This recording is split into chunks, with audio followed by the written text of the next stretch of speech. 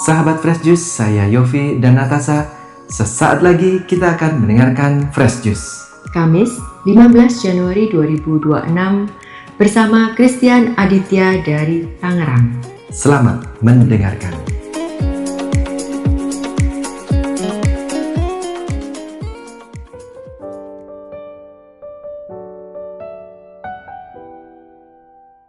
Halo sahabat-sahabat Tuhan Yesus, berjumpa lagi dengan saya Christian Aditya, legioner dari Presidium Ancilla Domini, Paroki Tangerang, Gereja Hati Santa Perawan Maria Tak Bernoda.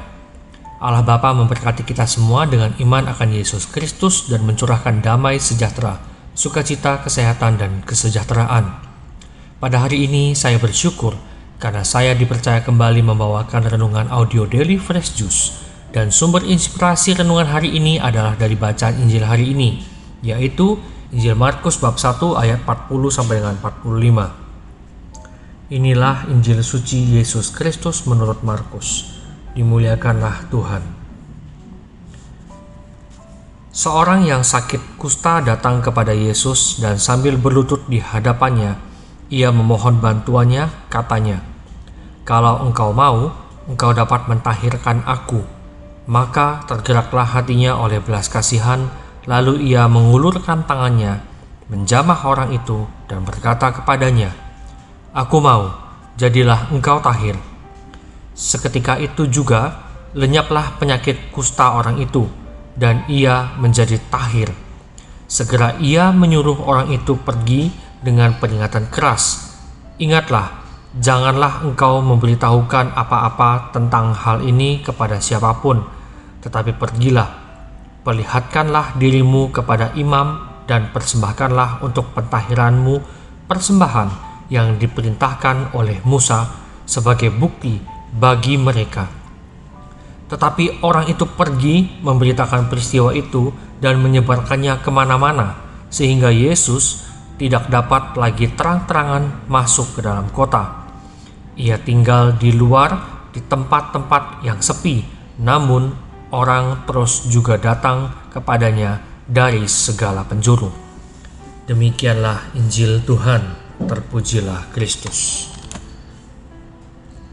Jujur punya cerita, menulis materi renungan dan membagikannya di saat ini adalah momen tidak mudah bagi saya. Ini bukan menjual kisah sedih, namun semoga sharing atas apa yang saya dan keluarga alami bisa meneguhkan hati dan iman kita bersama. Sebelum masuk pada sharing iman, mari kita coba resapi pesan Injil hari ini. Sekurang-kurangnya saya mendapatkan 3 permenungan dari pesan Injil hari ini.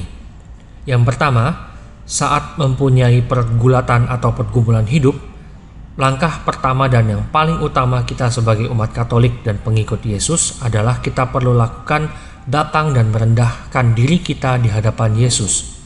Sama seperti si kusta, ia datang kepada Yesus dan merendahkan diri untuk meminta disembuhkan atau ditahirkan. Yang kedua, menunggu jawaban Tuhan, berkata ya atas permohonan dari pergulatan atau pergumulan hidup kita. Tuhan Yesus berkata ya hanya oleh karena belas kasih-Nya. Seperti orang kusta tersebut, ia menjadi tahir karena Tuhan Yesus berbelas kasih.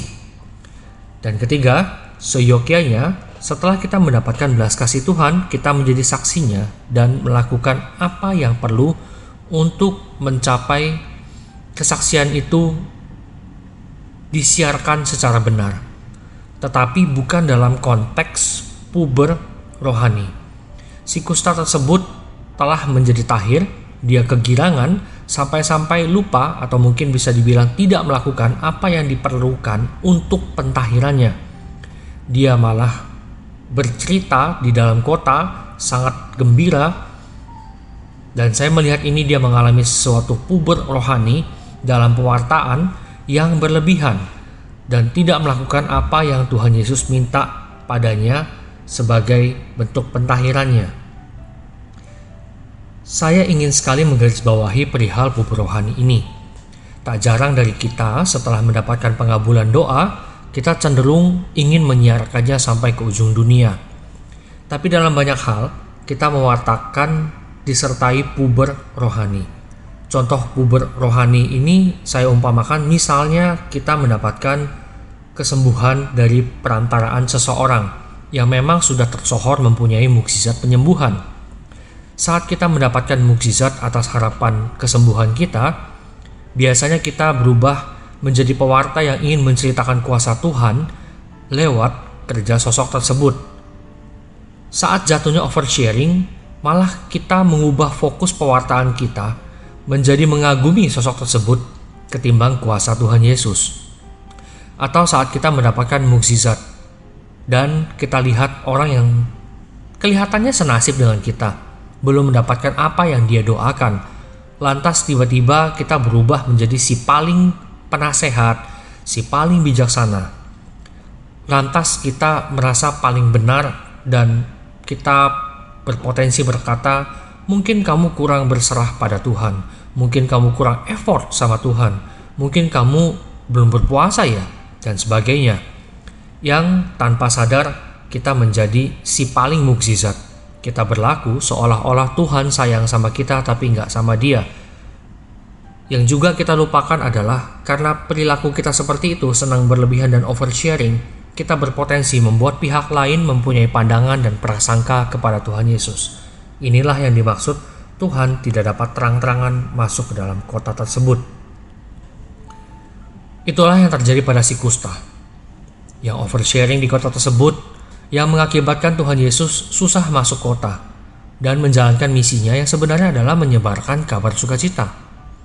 Yang mana seharusnya si kusta diminta memperlihatkan dirinya kepada imam, melakukan persembahan atas pentahirannya sesuai hukum Musa, dia malah oversharing yang mengakibatkan Tuhan Yesus tidak bisa terang-terangan atau tidak bisa leluasa masuk kota. Artinya, Tuhan Yesus dipandang oleh orang-orang sekitar bukan lagi pembawa misi kabar sukacita, tapi adalah dukun.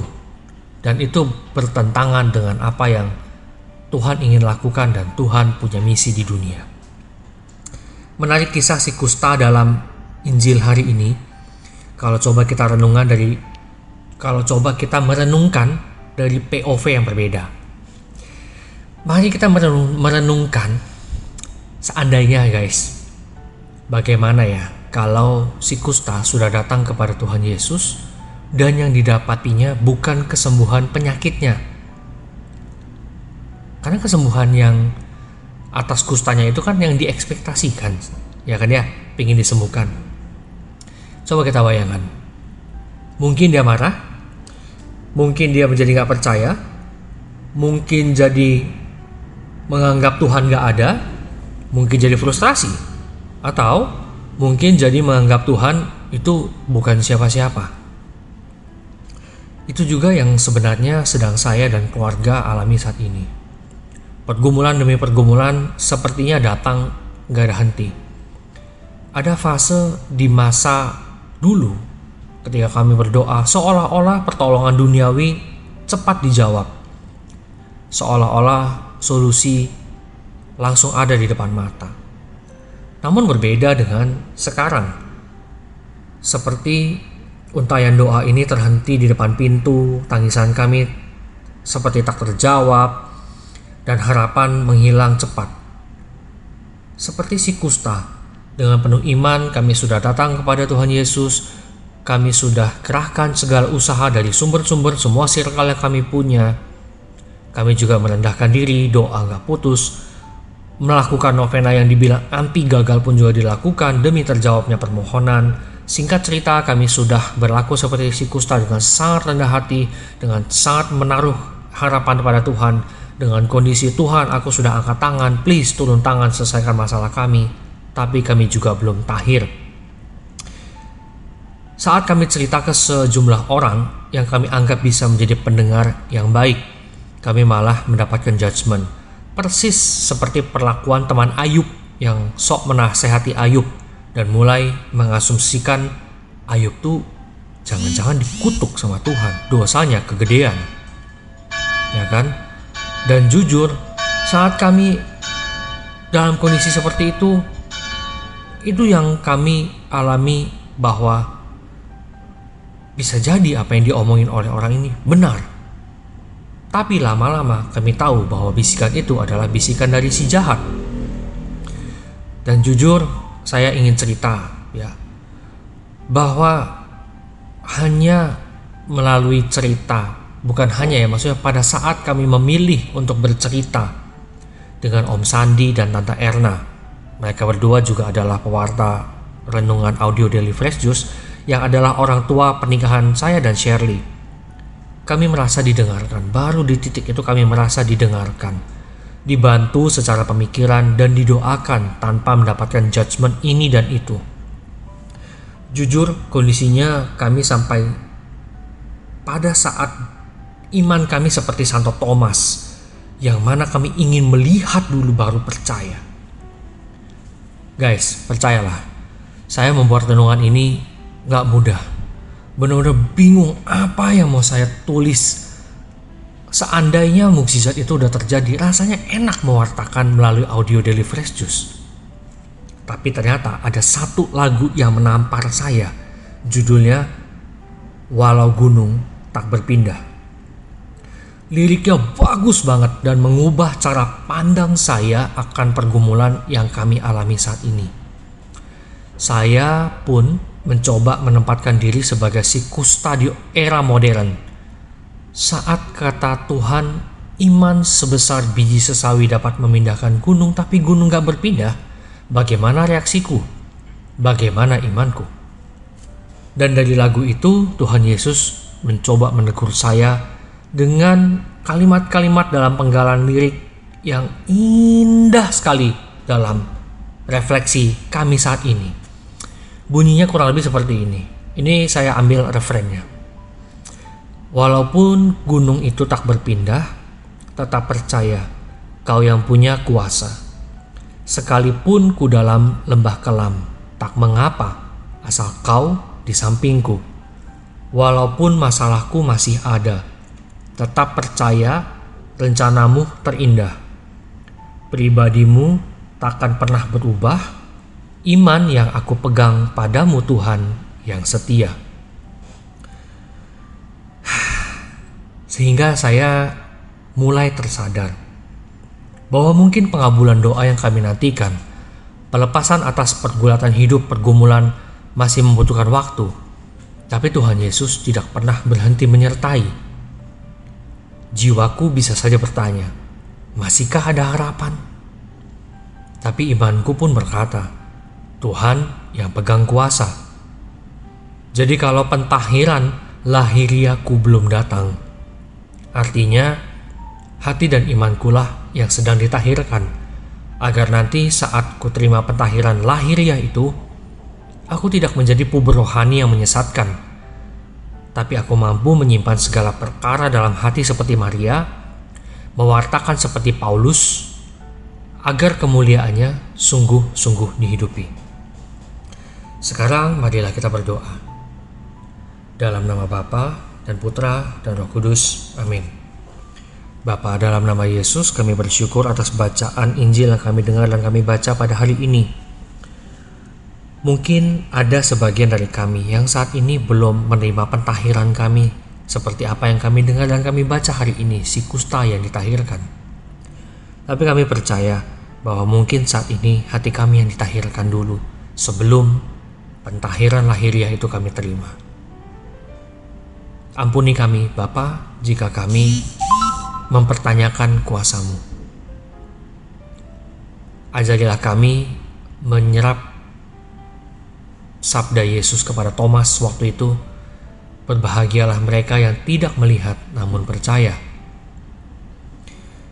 Kami tahu Engkau selalu berada di sisi kami, Engkau selalu menyertai, dan Engkau pun selalu bekerja walaupun mata fisik kami tidak melihat. Bunda Maria, Engkau adalah ibu tempat kami berdoa, tempat kami cerita, dan mungkin adalah ibu surgawi kami yang bisa kami ajak curhat tanpa kami mendapatkan judgement. Dengarkanlah rintihan hati kami melebihi apa yang keluar dari mulut kami, dan doakan kami, Bunda, saat-saat ini tidaklah mudah. Salam Maria penuh rahmat, Tuhan sertamu, terpujilah engkau di antara wanita, dan terpujilah buah tubuhmu Yesus. Santa Maria Bunda Allah, doakanlah kami yang berdosa ini, sekarang dan waktu kami mati. Amin. Dalam nama Bapa dan Putra dan Roh Kudus. Amin. Semoga kita semua tetap berbahagia, tetap menjaga kewarasan kesehatan. Salam Fresh Juice.